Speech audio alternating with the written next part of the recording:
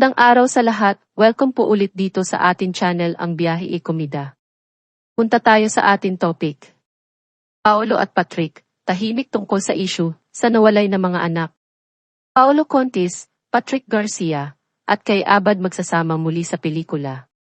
Sa susunod na linggo ay aalis na ang grupo ng Meax Productions patungong Cebu para sa shooting ng pelikulang Conmom. Ito ang follow-up project ng samahan ni na Paolo Contis, Patrick Garcia, at kay Abad, pagkatapos ng A Journey. Kasama nila sa Conmom sina Empoy Marquez at Kit Thompson.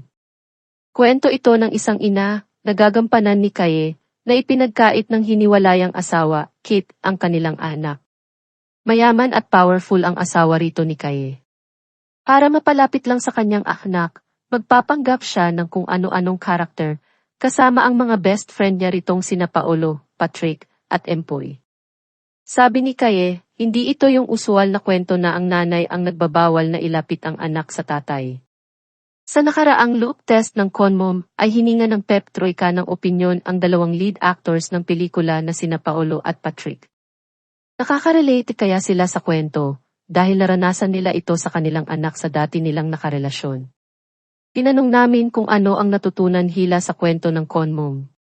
Napatigil sandali si Paolo at nag-isip kung ano ang dapat niyang isasagot. Iniiwasan ni Paolo na pag-usapan ang isyu niya sa kanyang mga anak kina Lian Paz at LJ Reyes. Natutunan ko na mas magandang hindi ko sinasagot yung mga ganyang tanong. Hindi. Totoo to, bulalas ni Paolo. Susundan sana namin ng tanong, pero nagpaliwanag ang kapuso aktor kung bakit niya nasabi yun. Anya, mas magandang hindi pinag-uusapan yan, kasi mas okay ayusin ang mga bagay-bagay quickly. Minsan pipilitin ka lang ng mga tao na sumagot, lalo na ngayon, di ba sa social media, parang feeling nila lahat, reporter sila, kailangan masagot mo sila. Pero sa totoo lang, simula nung nananahimik ako, mas maganda yung nagagawa ko for me para sa lahat ng issues na kailangan kong ayusin. Mas naaayos ko siya nang hindi nagsasalita. At ngayong nagsasalita ako, malamang magkagulo na naman. Wala naman akong sinasabi said niya. Umayon si Patrick Garcia sa mga pahayag ni Paolo. Iniiwasan na rin kasi ng aktor ang issue nito sa anak niya kay Jeneline Mercado. Ani Patrick, like what Paolo said, it's a personal thing at minsan kapag personal, komplikado kasi siya, Kung ikaw kinukwento mo out in the open, iimbes na masosolve siya, mas nagiging komplikado pa siya. Kaya, mas gusto ko pa ayusin kung ano man ang mga issue natin personally, privately. Yung mga nakikisawsaw, okay lang yun, it's part of the business. Okay lang, sige. Kukunan ang kabuuan ng Conmom sa Boljoon, Cebu. Maganda ang lugar na yun at bumagay raw sa kwento. Isinulat ni Onay Sales ang script ng Conmom at si No Tonga ang direktor. Magaan kay Kaya ang project na ito dahil sa Cebu ang shooting. Medyo hiyap pa raw siyang humiwalay sa mga anak niya dahil maliit pa ang bunso nila Paul J. Castillo. May mga nag-alok na raw sa kanya na film projects at teleserye, pero hindi niya tinanggap. Itong Conmom lang ang okay sa kanya dahil sina Paolo at Patrick ulit ang kasama niya rito. May mga nag-offer but mahirap na kasi. Like sabi ko, hindi na siguro ako makapagserye. Kasi masyado pang bata yung youngest ko. So, siguro 2 years or 4 years, matanda na siya. Baka kung may puwesto pa ako for serye.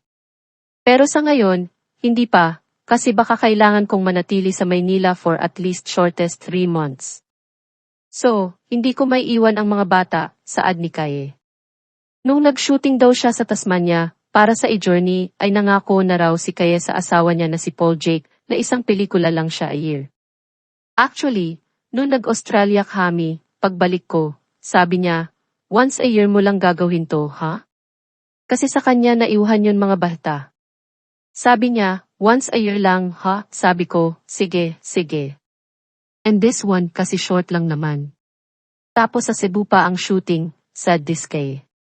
At iba na pala ang direktor dito sa Conmom na dati sana ay si Direk R.C. De Los Reyes. So, ano yung sentiment niyo? Ito honestly, tingin ko, siguro, feeling ko sang-ayon si Pat.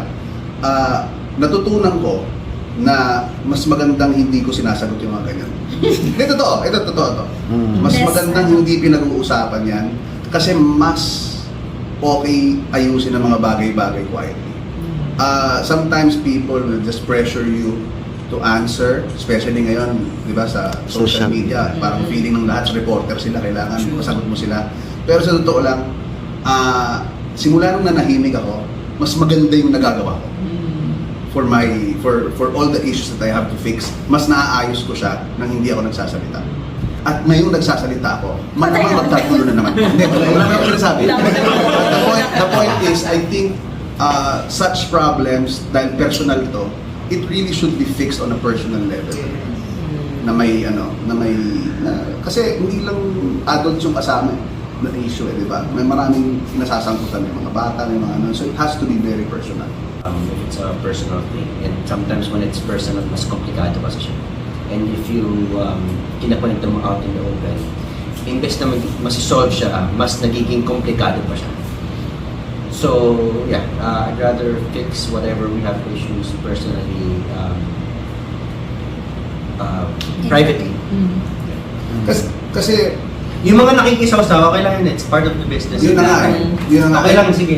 Hindi mo masisisi yung ibang tao na ibang celebrities na ma-pressure doon.